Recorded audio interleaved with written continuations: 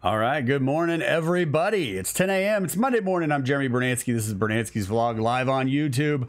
We're going to give it a second to get that green light from YouTube that says we've got a healthy stream going, and then we will get this morning show started. So give me 1 second. Let's see here. We got a healthy stream. Green light's up. That means we're ready to rock and roll.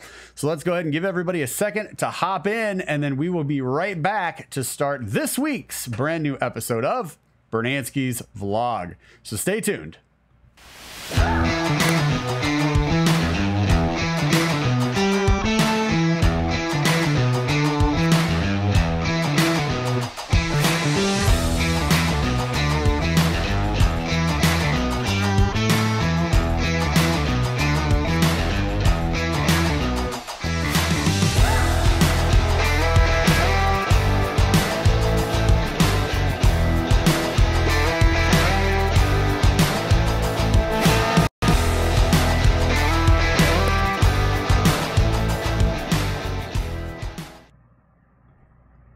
All right, we are back. Good morning, everybody. I'm Jeremy Brunansky. This is Brunansky's Vlog live on YouTube. It's Monday morning. It's 10 a.m. PST, and we are getting ready to talk a bunch of movie stuff. Before we do that, though, let's jump into those commercials and get that out of the way. So real quick at the top of the show here, thank you so much for joining. If this is your first time, thank you as well. Be sure to click that subscribe button, and don't forget to hit the bell so you get the notifications once new content drops right here on this channel.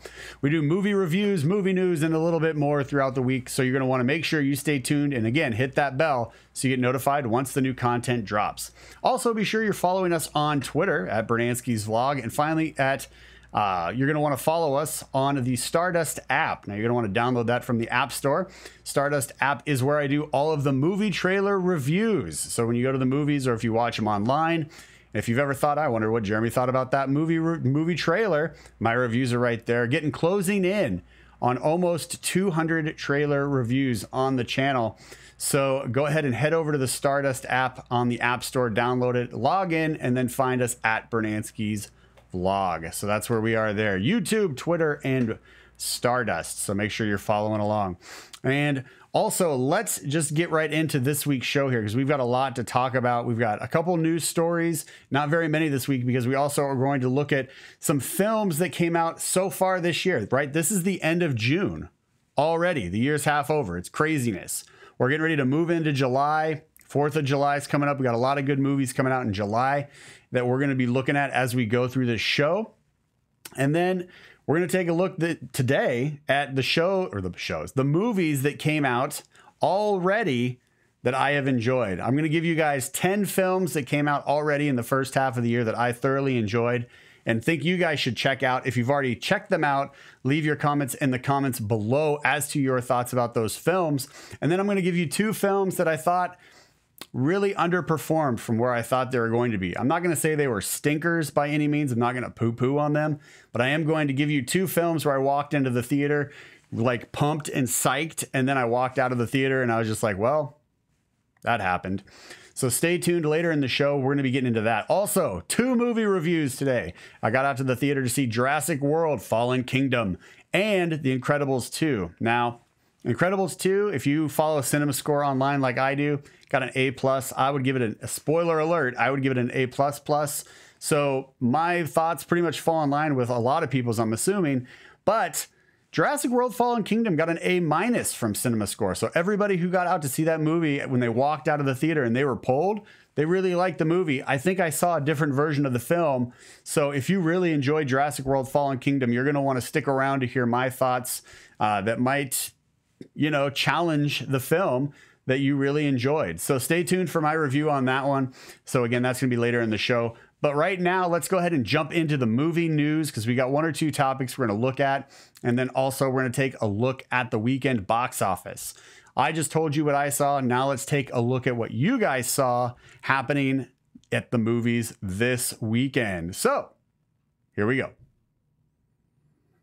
All right, we are into the movie news segment now. Down below, you'll see we've got that ticker tape running, and that is going to give you some honorable mentions. Honorable mentions, news stories that popped off that I saw that I didn't really want to dive into too much, or because of the special little segment that we're going to do later in the show about movies that I've seen and reviewed on this channel that I really enjoyed for the first half of the year, we didn't really have time to get into in this week's show. So specifically all of the news with Star Wars and everything like that, and how they may or may not be pulling certain things or adding certain things for their film slots. We're not going to get into that today because we just don't have time. But stay tuned on the ticker tape because there'll be other stories down there as well. So let's go ahead and jump into the weekend box office report. This is going to be the top 5. So number 5 to number 1, we're going to take a look at what you guys were watching because you just heard what I saw. So coming in at number 5, we have Deadpool 2 at $5,250,000. Coming in at number 4 is Tag at $8,200,000. Number 3 is Ocean's 8 at $11,650,000. The Incredibles 2 at $80,928,000.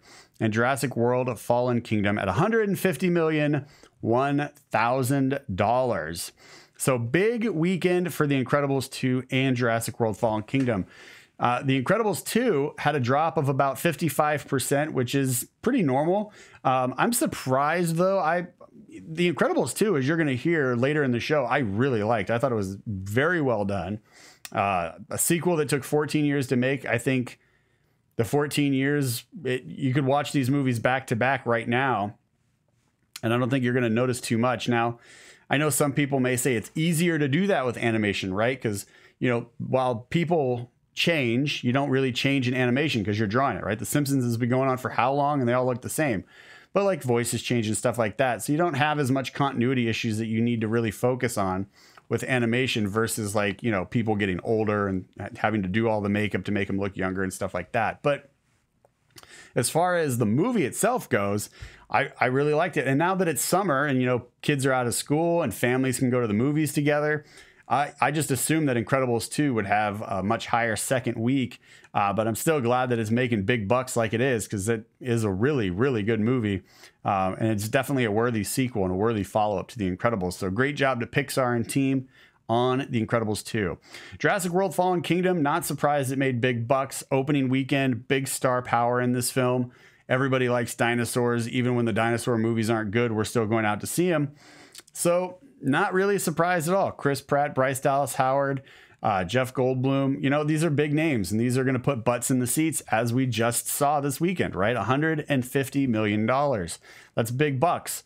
So we'll have to see what happens from week 1 to week 2. If the momentum carries, me personally, as you'll hear later, I walked out of the theater and I was like, whew, that was different. So stay tuned for my review there, and I'll give you more as to kind of why I was underwhelmed, if you will, with this film. Ocean's 8, my review is available for that on the channel right now. I enjoyed Ocean's 8. I thought it was a lot of fun. The main two characters, as I say in my review, feel just like they were told to be like the female versions of George Clooney and Brad Pitt. I don't feel like they were given a lot of direction. I could be wrong, but I just feel like they were just told, yeah, just be the female version of the two guys that we know from that movie. Meanwhile, everybody else in the film, I thought did a great job, and I thought they were actually given like real direction for their characters. It was just the two leads. I was just like, that's what we're getting. But the movie was fine. I like the spin at the end. I like the twist at the end. I like the tie-ins with the original Ocean's characters coming into this film as well to kind of bridge some continuity together. Also, I like the music, right? And Ocean's 11, 12, 13, now Ocean's 8. The music, the score of the films have been super jazzy, funky awesomeness. And I totally dig it. I totally dig it. So check out Ocean's 8 if you haven't seen it yet. It is a fun movie for sure. Tag, I was surprised by Tag. I enjoyed that. My review is up for that, so I'm happy to see that that is still in the top 5. And Deadpool 2, no big surprise there, right? Even though it's a Fox property, it's still Marvel. Everybody loves Deadpool, right? The merc with the mouth. He's got some very colorful language and stuff like that as far as his irreverent humor goes, but you know that walking into the movie. It's no surprise. You're not caught off guard because everybody knows, well, most everybody who's going to see this film knows that you're going to get a lot of irreverent humor with the Deadpool character. So no big surprise that he's still in the top 5 at all. Solo, Star Wars story coming in at number 6, Hereditary at number 7, Superfly at number 8, Avengers Infinity War still in the top 10 in its 9th week. At number 9, and Won't You Be My Neighbor coming in at number 10. Now, very excited about this. I haven't seen it yet. Won't You Be My Neighbor is the documentary about Mr. Rogers and his show. So I've heard nothing but positive things about this film. So I'm excited to see it for myself and come up with my own conclusions. But to see that it's in the top 10, it is a focus feature. I like focus feature films. So to see that it's in the top 10, it only 348 theaters approximately. So not that many theaters. When you look at all the other theaters, Avengers Infinity War, 1,400 plus theaters. Superfly and Hereditary, over 2,000 theaters. Solo: A Star Wars Story, Deadpool 2, over 2,000 theaters. Tag and Ocean's 8, over 3,000 theaters. Incredibles 2, Jurassic World, over 4,000 theaters. This movie, Won't You Be My Neighbor, just under 350 theaters, and it still breaks into the top 10. What does that mean? That means that the people are filling out the theaters that this movie is playing in, and they are filling it out every single showing. So great job to Focus and everybody involved with Won't You Be My Neighbor. I am excited to see this film. I hope you guys are too, now that it is starting to hit theaters and go a little bit more broad as far as where you can actually go to see this movie. So check it out. All right, that's it for the weekend box office. Just real quick, top 5 again: rapid fire, Deadpool 2, Tag, Ocean's 8, Incredibles 2, Jurassic World Fallen Kingdom. All 5 of these movies I've seen and reviewed on this channel. So go to the movie review playlist and you can see my thoughts on all of these films. I'm batting 1,000 this week. That's pretty awesome. All right, let's move into the first news story. Now, if you guys are faithful followers of the show, if you are faithful watchers, you know that this guy talking to you right now loves his Movie Pass. Big Movie Pass guy. I paid for the yearly subscription up front forever ago. And so far this year, I've seen 48 movies. And pretty much all of those movies, I would say over 90%, I've used my Movie Pass for. Sometimes even to see more than once.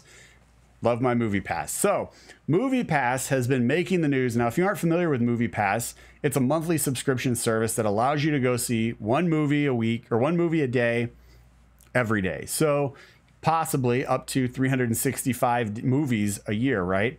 So just like Netflix or Hulu or any other streaming service you pay a monthly fee for, that's what this is. You get a little card, you use that to get your movies at the theater, and then you just go in. So it's super nice. It's super convenient. They have been making the news a lot. We've talked a lot about them on this show. They're continuing to stay in the news, and they are talking about peak pricing. And this article is coming to us from the Hollywood Reporter. Now, we've got a couple articles that are all going to tie into this. So stay with me, because this segment, we're going to talk a lot about Movie Pass and what's going on and competition and stuff. So Movie Pass right now is got approximately 3 million customers. I know I got my email. I was just like, whatever, I already paid for my service. I don't need to worry about it. But they're talking about peak pricing and a surcharge for high demand films. So you got these big movies like we just talked about, right? The top 5, Incredibles 2, Pixar, Jurassic World, Deadpool 2. These big name titles, you know, opening weekend, they may cost more on the Movie Pass to see. So you may have the Movie Pass, you'll swipe it, right? And then maybe you'll have to pay an additional amount, additional surcharge to see these films if you're a new customer. So when I'm looking over this, it says that they spent, they're in a cash crunch right now, and Movie Pass is burning through $45 million in cash this month alone by purchasing up to a ticket per day for its subscribers. So they're really kind of cooking through some money, and they're trying to figure out how to, you know, have a sustainable business model, right? And we've talked about some of the things they're doing before, right? Where they joined up with the distribution company to try and help because of the right? I did that little walkthrough on like how follow the money, like from the movie business, right? You pay the theater. Where does that money go from the theater? So we talked about all of that and how the distribution actually is going to work in favor of Movie Pass if they can get that deal going. Gotti, right? They worked on that film, so there's some money coming back to them from Gotti. And if you want the full review for that, you can go check out my review for Gotti. It's on the playlist right now, movie reviews. But if that movie would have made buku bucks, you know, they would have gotten something back from that too. So they're trying to be creative, and they're trying to find ways to have a sustainable business model. And if they're doing anything really well with all of this news, right? Because it's always something, right? Once a month, maybe, there's something going on where we hear about them in the news. And this is just another case like that. So if they're doing anything really well, which I think they are with their subscription service, I think they're doing a great job of staying in the public eye. Whether it's good news, whether it's bad news, whether it's news that confuses people, and we get that head tilt or get that confused look on our face like, what are you talking about? Doesn't matter. They're staying in the public eye. People are aware of this company's name. So if they're doing anything really well, it's brand awareness. So great job to MoviePass for being, just dominating brand awareness right now. Because like I said, good news, bad news, confusing news, doesn't matter. People are talking about we're talking about MoviePass right now. MoviePass is a topic that's being discussed, and that could help. That could help them figure out solutions. That could help them find investors. That could help them come up with, again, sustainable business model. So lots to consider here, but they're talking about how they're got these new things that they're thinking of doing, and that's fine. But I think the internet reactions were a little bit like internet reactions can be, right? They were a little premature. We didn't have all of the information. People saw a headline and then heads exploded. Desks are flipping over. People are freaking out. Like it's not how it's going to. When you have a business and you set it up on this scale, right? Because this is nationwide. This is huge money, big business. You have to trust that the people running this are aware of, lawsuits, and they're not going to like bait and switch or, try and like shade over some of the details to like, jip people out. Because with the internet today, really not smart business ideas to like be doing that, because we will call you out like super quick online. Like you will see the vitriol hit the internet and hit Twitter, and it will just whoosh, brush fire right over everything, right? So you got to have some faith that these people know what they're doing. And like I said, what they're doing is brand awareness. They come up with these talking points, they drop them online, the internet freaks out, everybody's talking about MoviePass. So if you're a new subscriber to MoviePass, you may get these new things that they're talking about. If you're an existing customer, if you go through the article, it says, this is kind of what's happening. Like you don't need to worry about it too much. Because like I said, I paid for the year up front. So all of this stuff is like, this doesn't impact me because I already have a contract with them. This is not a big deal. So just keep your eyes out for that. I know I will, as we kind of continue to go through this and try and make sense of all of the things. But again, MoviePass is doing a great job with brand awareness. That is definitely a strength of theirs right now. So let's go ahead and move into the next story here, which is coming to us from Fox Business News. And this is still in regards to MoviePass, but competition is arising, right? When you have a great thing, that's what capitalism does. That's why capitalism is great, because it creates competition, and then through that competition, we get better products, better services, etc. It's a wonderful system. So Fox Business just posted about AMC theaters getting ready to launch what they call the AMC Stubs A-List subscription service. This is going to cost $19.95 per month. Sorry, before I go off on this, I should remind everybody, in the description box below, expand it. All of these articles are down there. Click on the links. You can follow along. Boom. There you go. I'm spoiling you people with information and links. All right, so here we go. AMC Stubs A-List subscription service, $19.95 per month, and it starts June 26th. So, boom, right? Today is what, the 22nd or something like that? So we got a couple of days before this thing officially launches, but $20 a month. And if you go through the article, again, this is coming to us from Fox Business. It says, there's a quote in here from AMC saying that this is going to do something that nobody else offers, the very best of AMC, including IMAX, Dolby Cinema, Real D 3D, up to 3 times per week for one simple, sustainable price. So what does that mean? That means they have already found a way to get into the categories that MoviePass doesn't have, right? So in MoviePass, you have regular theaters. You don't have IMAX. You don't have Dolby Digital. You don't have Real D 3D. You have to go to just the normal theaters, and that's it. So with AMC Stubs A-List, AMC's already stepping up to the plate and they're going, you know what? We saw an opportunity for what you're lacking. We're going to jump on that and we're going to capitalize on that. So what did they do? They come in swinging big, right?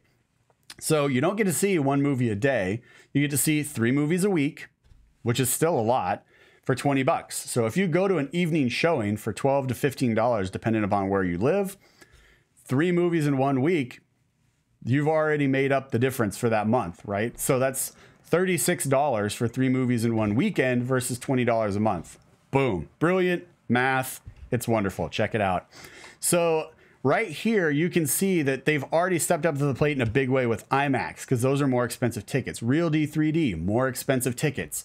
these are things that they are seen as an opportunity and they're jumping on it. And on top of that, you also get part of, not part of, they also include that in the AMC membership rewards program. So I used to have an AMC membership rewards program. I don't anymore because I couldn't use my movie pass towards the AMC points or anything like that. So if you, again, in the description box below, I put in the FAQ, the frequently asked questions from AMC, and it gives you the whole thing, like how long does the membership last? Do you get a card? If you're a Stubbs Premier member, how does that work with A-List? It goes into all of these things, and the AMC Stubbs Premier is complimentary with your subscription service. So when you buy the tickets, when you go get your concessions, if you go to the theaters that have adult beverages, that all racks into your Premier program, and it all works towards you getting those reward points for free movie tickets, for free upgrades, for your popcorn and drinks, right? So it's pretty great. The AMC A-List membership info is pretty great. So definitely strong competition from AMC against MoviePass. And AMC and MoviePass historically, as long as they've been around, have been kind of like frenemies, right? Because there's that talk that happened where AMC was like, we're not going to use MoviePass in certain theaters. And then they're like, okay, well, we'll use it in more theaters, but not as many as we used to. So there's been like this kind of like frenemy business relationship that AMC and MoviePass has had. And I think this is a big, bold move by AMC. So we'll have to stay tuned to see what comes from this. But I think this is great for people like myself who go to AMC. I'm curious to see what MoviePass is going to do to kind of, again, step up to the plate to create some type of change and everything else. But we'll have to wait and see kind of what happens. So there you go. Check out those links in the description box below. All right. Next, coming to us from Deadline, this is Robert Zemeckis is taking on Roald Dahl's The Witches. So Roald Dahl has had a couple books out that have been turned into movies, right? We've seen the BFG, which I enjoyed. And then we had James and the Giant Peach. We've had Willy Wonka and the Chocolate Factory. So there's a couple films already out by Roald Dahl. And looks like Robert Zemeckis is stepping up to the plate to do The Witches. And just a quick synopsis in this article, it says The Witches is about a 7-year-old boy who becomes entangled with witches for Warner Brothers. So there you go. There it is. I'm not familiar with this book, so I had to look it up. I just did a quick little Wikipedia search on this, right? And it gives you the plot. And it sounds like it's going to be interesting, right? This boy goes to live with his grandmother. His grandmother tells him these stories about the witches. And it sounds like it could be something that has like this obviously fantasy, right? Because these witches are going around like Hansel and Gretel, you know. They attract the kids in to like, you know, with their candy house. And then they put the kids into pies or whatever. Whereas this is like the witches are going around and they're just trying to take the kids out, but like they don't. And so the big witch, like I can't remember her, the Grand High Witch. Yeah. The Grand High Witch like comes up with this plan on how to get like the humans to do half of the work for the witches. So the witches don't have to work as hard. Very diabolical. But it sounds like this story is going to have kind of a message of don't judge a book by its cover, right? And when you read through the synopsis and everything like that, that's really what I get from this. Is it's just like, you know, we got these witches that are like these women that go around, and then all of a sudden like they turn into these grotesque figures and stuff like that. So it really sounds like it's don't judge a book by its cover. Just because something is beautiful on the outside doesn't mean that it's beautiful on the inside. Really great stuff, really powerful message. So I'm curious to see kind of what comes from this. I may read the book. I don't know. I have a ton of books ahead of this that I need to get through, but the book itself sounds very intriguing. And again, like I said, if it's that message of, you know, don't judge a book by its cover, what's beautiful on the outside might be ugly on the inside. Like if it's that type of message that it's going to deliver to kids, I'm on board with that, because that sounds awesome. That is great life lessons that people need to know about.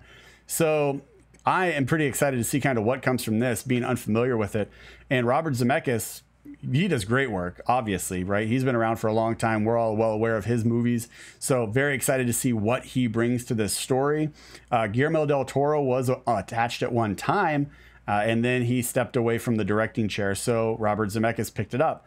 So already 2 directors that I really like, and they both had an interest in this story. So that makes me more interested in this story.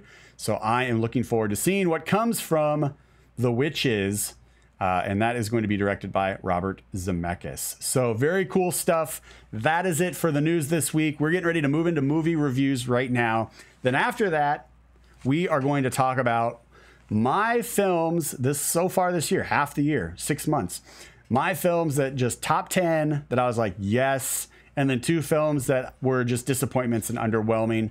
Again, I'm not going to poo-poo on those films because they weren't necessarily bad films, but I had an expectation for the film because of everybody involved with it. And when I walked out of the theater, I was just like, wah. So we're going to move into the movie review segments right now. And again, these movies are Jurassic World Fallen Kingdom and The Incredibles 2. And then right after that, again, don't go anywhere because we're going to be right back again to talk the top 10 plus the 2 disappointments. We're going to look at what's arriving in theaters this week, what's arriving on DVD and Blu-ray this week, and my personal favorite segment, Certified Rad. So stay tuned, everybody. We'll be right back after these movie reviews. Dinosaurs are alive and well in the park, even as a volcano is about to erupt. A small team of scientists, some mercenaries, and 1 or 2 familiar faces have been chosen to extract select species for survival on a private, secluded island. The situation is not as black and white as it seems, and the story is up and running. So, does Jurassic World Fallen Kingdom live up to the dinosaur spectacle worthy of the franchise, or should we let this franchise become extinct? Let's talk about it in this review. The story dares to explore a philosophical question regarding the value of life. Now that dinosaurs are alive and roaming the earth, are they really alive or simply clones? And what are the greater ramifications of their existence?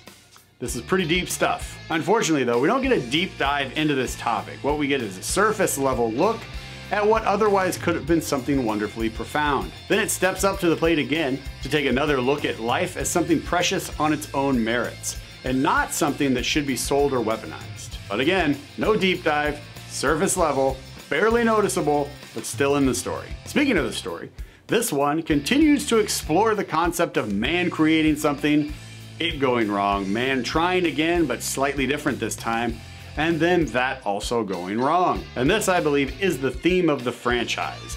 Man creates monsters, monsters kills man. And in this story, we get to see that happen again and again and again. And that makes for a very lengthy experience in the theater for this 5th installment of the franchise. The runtime is approximately 2 hours and 8 minutes, and it actually felt a lot longer than that. In this story, we're on an island, we're on a boat, we're in a mansion.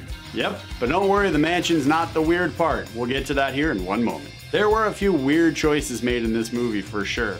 The raptor and T-Rex blood transfusion scene. Who approved Chris Pratt rolling around the island like Gumby while lava is literally moving towards him and consuming everything in its path? Why, towards the end of this film, is a dinosaur suddenly used as a comedic device? As well as, why is Bryce Dallas Howard's character wearing a John Deere hat? Does this hat have superpowers for some reason? Is the hat the reason she was able to get the truck from the loading dock over the water and into the boat? We don't know. But in general, these are just tiny little things that I noticed that confused me. They didn't really pull me out of the movie or anything like that. Maybe just gave a little head tilt with slight confusion on my face. However, I did see 2 big issues with this film dealing with character development and story. First, we find out that the dinosaur geneticists, the ones who are creating these dinosaurs from DNA, they're also cloning humans, and we find this out like it's just normal Tuesday news. A man was just murdered, and his granddaughter is trying to escape the murderers, his henchmen, and very soon, dinosaurs. This was a major plot point. This is the shock and awe moment. And it's just kind of passed over, like everybody knew that she was a clone. No big deal. It's just another Tuesday. We're cloning humans. Don't act so weird, you weirdo. This was a massive reveal. And the story just moves along like no big deal. Ridiculous. Second issue, the entire film, the whole movie, Bryce Dallas Howard's character and Chris Pratt's character are trying to save the dinosaurs, at least one, Blue, or all of them, from extinction. That's the reason they go to the island, to save the dinosaurs. As we go through the film, time and time again, we are seeing them be the heroes, stepping up to the plate to try and save all of the dinosaurs. Even when they make it back to the mainland and they're in the mansion, They're trying to save the dinosaurs from being sold at auction. Begin the third act of the film, and we see that dinosaurs are literally being strangled out by poisonous gas. Yes, that's right. Poisonous gas is attempting to suffocate the dinosaurs. And all Howard's character has to do as she's standing in front of the open door button is press the open door button, and all of the gas goes out, the air comes in, and the dinosaurs can also go out the door, thus saving all of the dinosaurs. The entire film, her character has literally been moving towards this moment. We have some very cheesy dialogue between her and Pratt's character, and then miraculously, she just decides not to save the dinosaurs. The whole movie she's been working towards it, and she decides to not press the button and save the dinosaurs. She just stands there and watches them suffocate.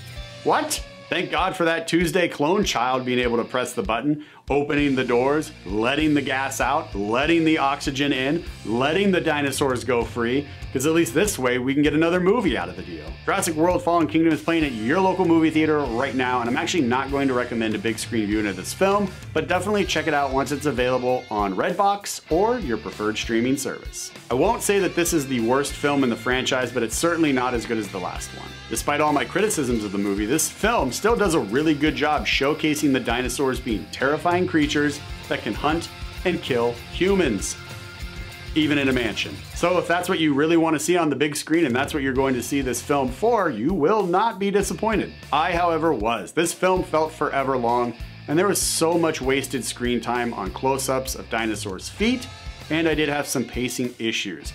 Plus, the two big issues that we just covered are the reasons that Jurassic World Fallen Kingdom is getting 0 high fives from this guy. Jurassic World Fallen Kingdom is playing at your local movie theater right now.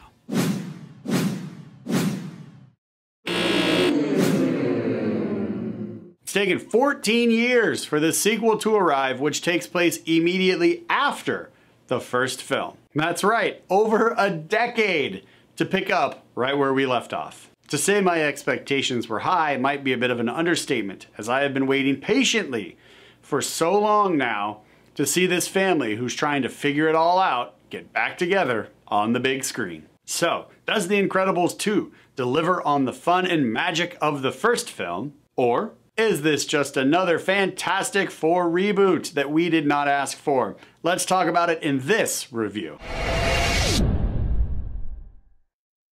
This movie met my expectation and then surprised me by going for just a little bit more. The most surprising thing for me in this movie was the fact that even 14 years later, it didn't feel like any time had passed at all.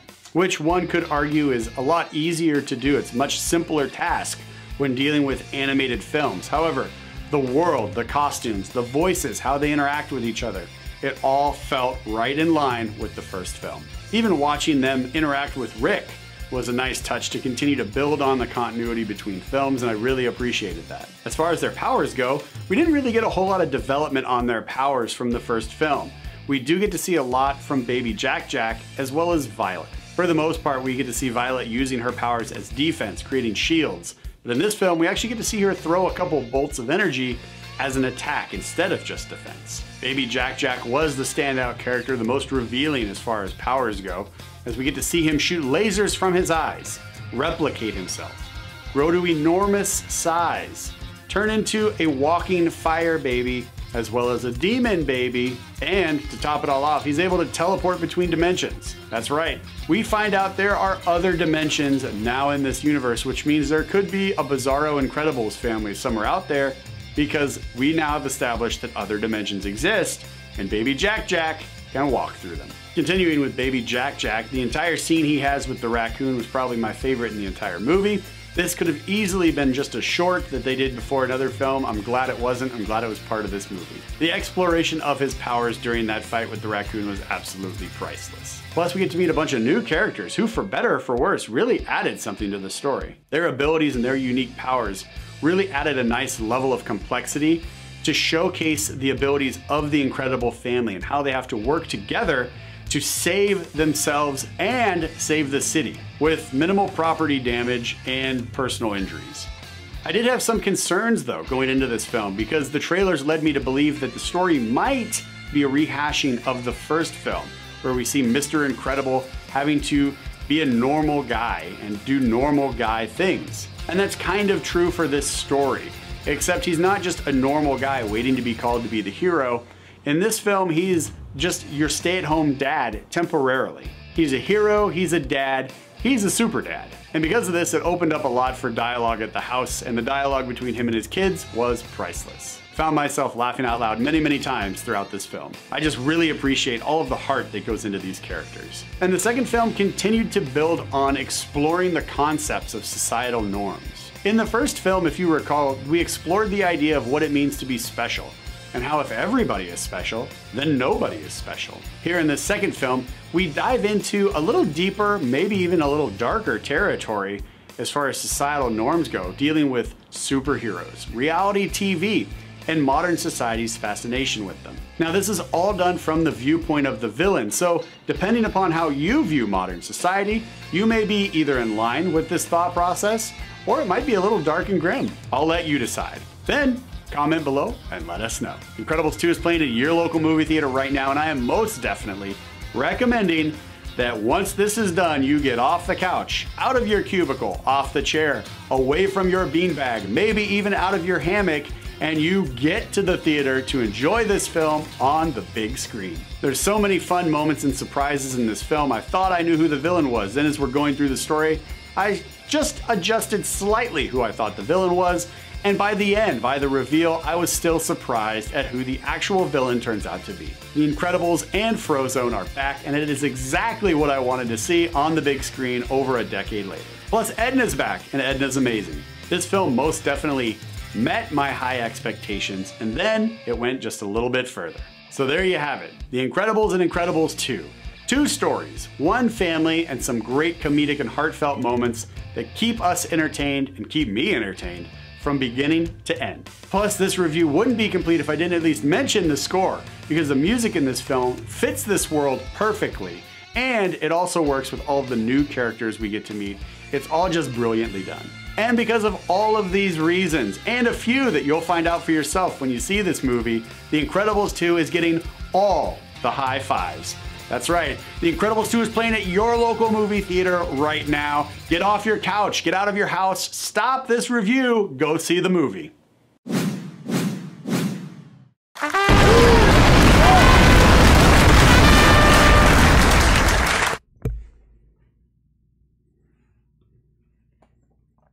All right, and we are back.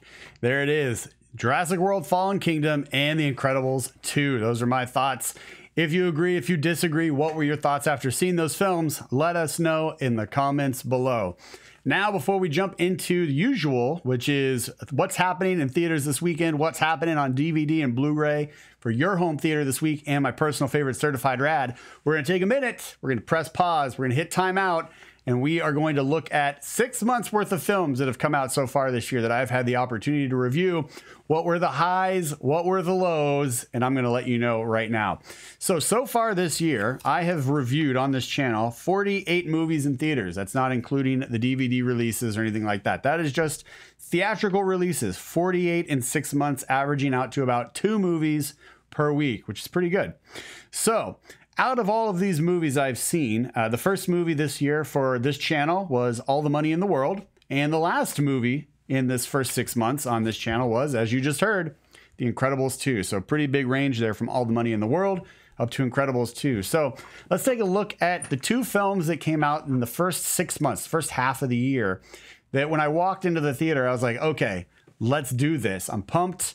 I liked the director. I liked the actors. I liked the vibe. I liked the ideas that they're going for. And then when I walked out of the theater, I was like, well, that happened. Those 2 films for me, very simply, were A Wrinkle in Time and Unsane. Both of these films, when I walked out of the theater, I was like, well, that happened. That's a movie. So those were my 2 disappointments. Like I said, you can get my review for those on the movie review playlist, and I'll give you more information as to kind of why I feel that way after watching the movies. Both of the films I had really high expectations for because of who was involved with them and their previous work that they've done, is either as a director or the actors in it, etc. But when I walked out of the theater, like I said, I was like, well, there it is. All right, so let's move into the top 10 now. Top 10. And interestingly enough, when I was writing this out this morning, I noticed after I compiled the list that the list pretty much breaks down evenly as a split 5-5 between films I didn't really know anything about going into them. Like, I saw the trailers, I knew who was in the movies. That's pretty much it, right? I didn't get a lot of information on the backstory, the plot, or anything like that. Everything that I had gleaned from these films walking into the movie had been done through the trailers alone. So, and then the other half of the movie was stuff that I've known about, stuff that I've been excited to see, high expectations, and then boom, through the roof, or they met the expectation. So it was an interesting split once I kind of got everything in order, and I was like looking at the list again this morning after I compiled it this morning. I was like, wow, these are like movies that I walked in. I was like, that really surprised me. I didn't know anything about it. Versus the other 5, which were movies I knew a lot about and I was really pumped to see. So I thought that was interesting. Maybe you don't. I don't know, but I just shared it. So there it is, 5 and 5. So the first 5 are the films that I saw that I didn't really know much about. I saw the trailers. I like the trailers. I like the look of the trailers, what they gave from the world in the trailers. I like the actors in the film, the directors, etc. And those 5 films were Hostels, Tully, A Quiet Place, Terminal, and Upgrade. So those were my 5, walking into the movie blind and then walking out of the theater like, wow, that was a really good movie. And again, Hostels, if you haven't seen that, if you like Westerns, definitely and again, all of these are on the movie review playlist, so you can go back and check them out. But just really quick, Hostels, really, really good Western. One of the better ones I've seen in a long time. Really enjoyed Hostels. A really good story about letting go of hate and moving on. Just powerful stuff. This movie kind of went under the radar as far as theaters are concerned and like moviegoers, because I don't know a lot of people that saw this movie. And I didn't see a lot of talk about it online. Even after I saw the movie, it was still kind of all quiet on the Western front as far as the film was concerned. So definitely check out Hostels. Really great story, really great acting in it. And again, if you like Westerns, you will not be disappointed. This is a home run. Tully, really surprised by Tully. The trailers do not give any justice to the quality of this film. The trailers make you believe it's just like a mother kind of going through like a midlife crisis, which is kind of true, but the story is written so well and it delivers so well at the very end of the movie that it's just wonderful. Absolutely wonderful. Had such a great time in this film. It, like, the whole movie is going and I'm like, okay, cool. You kind of know what's going on, and then the ending happens and you're like, what was that? In a good way, in a good shock and awe way, like, oh my gosh. And then you want to go back and watch it again so you can see it with that perspective now, because you know what is more actually going on. Really good stuff. Really good stuff. Check it out. A Quiet Place. You guys know, faithful watchers of the show, I'm not a horror movie guy. I like monster movies and alien movies and stuff like that, but horror movies, not really, like, that's not my bag. So I walked into A Quiet Place because of John Krasinski, right? Emily Blunt. The trailers look good. The trailers made it look like it was going to be like an alien film more than it was going to be like a slasher horror film. So I was like, all right, let's give this thing a shot. Wow. Really impressed with this film. Also, I did not realize how much noise you make in a theater until I saw this film, because as I was sitting there, like, you got the leather seats, right? So if you move, you can hear like the movements in the seat, because literally A Quiet Place was not just the name of the movie. A Quiet Place was the actual atmosphere in the theater I was in with all of the people I saw the film with. Like, it was legit quiet in there. So like, if you move, like if you pulled a straw up out of your cup, like you hear everything super loud. It's like on a megaphone loud because of how quiet that movie theater was. Really enjoyed A Quiet Place. Super good story about a father and a mother trying to keep their family safe from these aliens, trying to figure out how to defeat the aliens, dealing with loss and grief. So much good stuff in this movie. So much good stuff in this movie. Check out A Quiet Place. Terminal. Wow. Did not expect this at all. Like, I thought it was going to be good because it's Margot Robbie, but this film was like super good. And then like the ending is like this crazy dark twist that really goes into creepy places. And then it just like delivers a little bit further and goes into like Crazy Town. Like, they double down on Crazy Town, and it's a super dark ending, but the movie is so good. Margot Robbie slays in this film. I walked out of the theater and my first thought was like, holy cow, she was super good in this film. And I totally would watch a Harley Quinn film standalone after watching her performance in this movie. Incredible job. Simon Pegg did a really good job. Mike Myers does a really good job. just across the board. But again, super, super dark at the end, crazy town, and then double down on crazy town. So it's like crazy town squared. Like, that's the ending. Super dark, but you got to be ready for it. But the film, from beginning to end, is done really, really, really well. So Terminal, definitely worth it. But again, this is a very adult film, so you have been warned. Upgrade. Did not know what to expect from Upgrade. I walked into Upgrade and I was like, this looks like it's going to be a fun, like, low-budget sci-fi action film. It was, and it went a little bit further. It kind of dropped a couple, like, super cool things in it that surprised me as far as, like, the attention to detail. This is, like, practical sets. You don't get a lot of CGI, but the CGI they use is very well placed and really kind of builds out the world in a very creative way, I thought. So I really liked Upgrade. So those were my 5 surprises. My 5 met expectation, exceeded expectation, busted through the roof of expectations were Phantom Thread, Game Night, Isle of Dogs, Incredibles 2, and Avengers Infinity War. Phantom Thread, I know online it was kind of polarizing. People were either like, that was amazing, or they're like, I don't get it. Why does everybody love this movie so much? I love Phantom Thread. It's a story about people and relationships, 2 people specifically, and their relationship, and how imperfect people can still find their perfect version of love. Loved it. Loved it. Phantom Thread. Check it out. Game Night. One of the better comedies I've seen in a long time. Really surprised at the story, because the story is really good. It's not just like a comedy for the sake of being haha funny. It's a comedy that also has like layers to the story, and like you think you're going one place and then they pivot and they turn and they go somewhere else, and then they pivot and they turn and they go back another way. Really, really like Game Night, and it's super funny. Isle of Dogs. It's a story about a boy who lost his dog and he's got to go find it. I'm in. Stop motion animation, I'm in. The story is good. The voice actors are good. The animation is spectacular. They do a couple different versions of animation in the film that look great.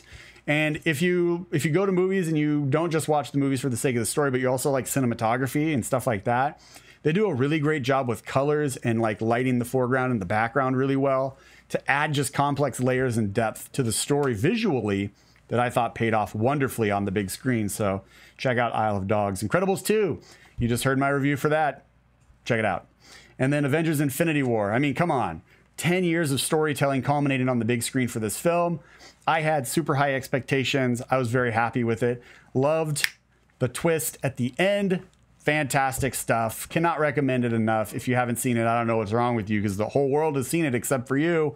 Stop being a loner. Get to the movie. Check this film out. Join the fan community right here online. So Avengers Infinity War. So real quick, just rapid fire. Top 10. Hostels, Tully, A Quiet Place, Terminal, Upgrade, Phantom Thread, Game Night, Isle of Dogs, Incredibles 2, Avengers, Infinity War. There it is. There's your top 10 films from the first half of this year that I reviewed on the channel. All right, let's go ahead and look at what's arriving in theaters, because like I said, we still got movies coming out this year. We're not done. So let's take a look at what's hitting theaters this week. Sicario 2, Uncle Drew #1. We're assuming that Uncle Drew is going to have spin-off sequels because it looks like it's going to be funny. We don't know. But Sicario, Day of the Soldado, Sicario 2, and then Uncle Drew. These are the 2 films coming out this week. Very, very different films, right? I mean, just watch the trailers. You'll see the tone is different. The style of everything is different. Very excited to see Sicario 2. I really liked Sicario. Sicario gets pretty dark. I mean, if you haven't seen it, I definitely recommend it. Great flick. But again, yeah, really dark adult stuff. Like, they've got dead bodies everywhere. Some dead bodies hanging from the highway overpass. Like, this is a gruesome film, Sicario. So Sicario 2 lives up to the brutality of Sicario, and also lives up to how good the story is and how good the characters are, and the character development and plot progressions and everything else. I think we're going to be in for something special with Sicario 2, because Josh Brolin's character was really good in the first one, so I'm excited to see him back. And then Benicio del Toro, the assassin, right? He was really good. And that whole dinner scene in the first one where he's just talking to that family, intense, and it's just a conversation. It's so good. So I'm really excited to see Sicario 2. Uncle Drew looks like it's going to be a nice kind of comedic drop in the middle of summer, right? So you got all these big blockbusters. Now you got Sicario 2 coming out. Looks like it's going to be very adult, intense, gritty drama, action, lots of like explosions and violence and everything else, right? Just from the trailers alone, we can get that. But then Uncle Drew comes along. It looks like it's going to be lighthearted, fun. I mean, there's dance breaks in the trailer. So that tells you something about the film and the tone. So it looks like it's going to be a nice follow-up. Add some comedy to it. Add a nice little break. Give people a moment to kind of, breathe and exhale from all of the excitement from all the other movies. And just enjoy some time laughing in the theater. So hopefully I can get out to see both of them. I probably will. Because like I said, the trailers for Uncle Drew, they've surprised me and I've enjoyed them. So looking forward to both of these films in theaters this weekend. All right. On DVD and Blu-ray, we have Terminal. You just heard. I really like that. One of my favorite films of the year so far. And Acrimony. Did not see this one, but did not get a lot of hate online. Most of the people that saw it seemed to enjoy it. So there you go. Terminal and Acrimony. 2 films, both female leads.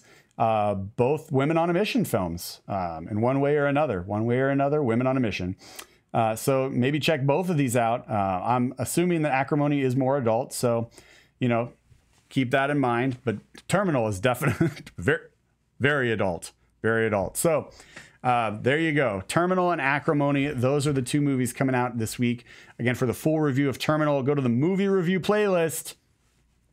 It's right there. It's waiting for you, as well as all the other movies in that top 10 list and what's happening in the box office this week in the top 5. All those movies reviewed, waiting for you, movie reviews. All right, we're going to go ahead and move into my favorite segment, also the last segment of the show, and that is Certified Rad. You guys never know what's going to drop, but I guarantee whatever drops will most definitely be Certified Rad. Now, for you who are watching, if you aren't familiar with Certified Rad, this is the last segment of the show where we take a look at one thing. It could be a story about people helping people. It could be a book. It could be a gadget, tech gear review, whatever I find, whatever someone sends me. If they say, hey, check this out, I think this is pretty rad, I'll look it over. And if it's certified rad, we talk about it right here on the show. And today's story is actually coming by recommendation. My mother actually sent me this. So thank you, Mom. She was like, hey, I think you might like this for your show. I said, what is it? She goes, well, it's about people helping people. I think it's pretty cool. And you talk about people helping people on your show. I said, yes, I do. So my mom sent me this. I looked it over and I was like, this is definitely certified rad. So we are going to take a look at this. Now, again, both the links for certified rad are in the description box below. Hit the box. It'll expand. You can check these out. So this story is coming to us from connectingvets.com. Vets like veterans. Connectingvets.com. Now, Rodney Smith Jr., he is from Bermuda, and he was on a mission to mow 50 lawns in 50 states for veterans, the elderly, and other people in need. And in the article, it goes through and he says a lot of people were shocked because they don't expect anything for free these days. So he's trying to show the world that you don't need anything in return, but a simple thank you will do. Now he's an immigrant from Bermuda, right? He graduated college from Alabama A&M University with a master's degree in social work. And he is the founder of Raising Men Lawn Care Service. And this is a nonprofit group that aims to set a positive example for children by cutting lawns free of charge for the elderly citizens, veterans, single household parents, and those living with disabilities. And he made big headlines last year when he was traveling the U.S. to do 50-yard, what he calls the 50-yard challenge, which is 1 yard, in 50 states. So traveling the country, helping people in need, helping vets, everybody else that, like we just listed here, people who might need a helping hand, and he did it for free. So he did that. He made big news. Now he has a website where, the kids in the neighborhood, they can come out and they can help out in their neighborhood, which I think is huge. I think that's good. I think kids need positive role models, and they need to see that hard work pays off, even if it's not going to pay off, right away. It pays off with a thank you, and it helps people, and it builds stronger community ties. I think that's important. So really awesome story here. You get a lot of negativity on the news, right? Because the news is very polarizing, especially with everything going on with immigrants right now. It's either like super negative news or super negative news, right? There's no like positive, uplifting stories. And when my mom sent me this, I was like, this is perfect. Not only is this a super uplifting story and that's super positive, but this guy's from Bermuda. He has a master's degree in social work, and he's helping veterans. He's helping single parents. He's helping the disabled. He started a nonprofit. How do you go wrong? This is an amazing story. So when you're able to go somewhere, go to a brand new country, right? Create something from nothing, go through college, get your master's degree, then see an opportunity to help people in need and do it for free. Like this guy, like I'm sure he's got college debt, right? He's got a master's degree, but he starts this nonprofit because he sees that's an area of need. And when the universe speaks to you and God speaks to you and whatever you believe in speaks to you and says, hey, this is the path I want you to go down, and you hear that and you recognize it and you do it, big things can happen, big change can happen. And we're seeing it through this young man's life here, Rodney Smith Jr. So when you can step outside of the box and create something that goes nationwide to help people, you can guarantee that that is most definitely certified rad. So check this article out. Like I said, it comes to us from connectingvets.com, and then also his actual website, the Raising Men Lawn Care Service. Both of these are in the description box below, and you can check them out at your leisure, or leisure, depending upon where in the world you are watching this. All right, everybody, I'm Jeremy Brunansky. Thank you guys so much for watching another brand new episode. This one went a little long. We're almost at an hour. So thank you guys so much for sticking around for the full hour. Appreciate it. Thank you to everybody who's watching this on replay. Appreciate you guys as well. Again, just before I sign off, if you haven't yet, click subscribe. Go ahead and hit that subscribe button, hit the bell for notifications. If at any point during this you enjoyed it, give me that thumbs up. The thumbs up helps people who like movie-related shows find this movie-related show right here on YouTube. Also, don't forget to find us on the Stardust app, Brunansky's Vlog, and Twitter at Brunansky's Vlog. We will be waiting for you online. And until next Monday at 10 a.m. PST right here on YouTube, have a great week. Hope you guys get out to the theaters to see some movies that we've talked about. Leave your comments in the comments section below about your thoughts on today's topics. And as always, good night and good luck.